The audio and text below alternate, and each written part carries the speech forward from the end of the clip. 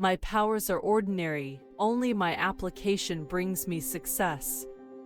In experimental philosophy, we are to look upon propositions inferred by general induction from phenomena as accurately or very nearly true, notwithstanding any contrary. I there represent that I sent notice of my method to Mr. Leibniz before he sent notice of his method to me, and left him to make it appear that he had found his method before the date of my letter. If I have done the public any service, it is due to my patient thought.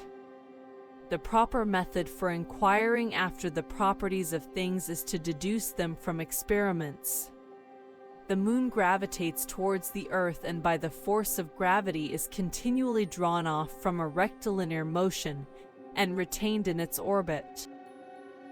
That the divided but contiguous particles of bodies may be separated from one another is a matter of observation, and, in the particles that remain undivided, our minds are able to distinguish yet lesser parts, as is mathematically demonstrated. Gravity may put the planets into motion, but without the divine power, it could never put them into such a circulating motion as they have about the sun, and therefore, for this as well as other reasons, I am compelled to ascribe the frame of this system to an intelligent agent. I have a fundamental belief in the Bible as the Word of God, written by those who were inspired.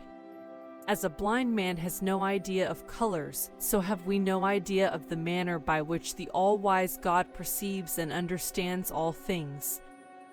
Atheism is so senseless. When I look at the solar system, I see the Earth at the right distance from the Sun to receive the proper amounts of heat and light. This did not happen by chance.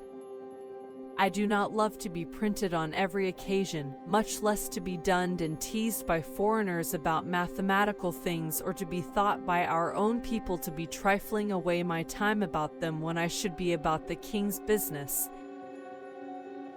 We are to admit no more causes of natural things.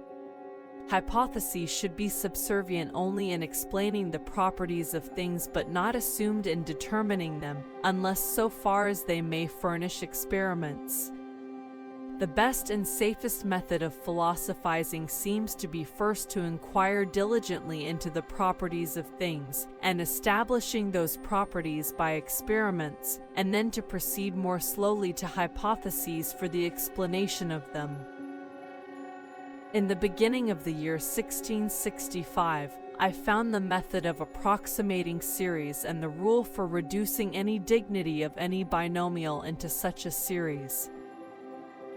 In the absence of any other proof, the thumb alone would convince me of God's existence.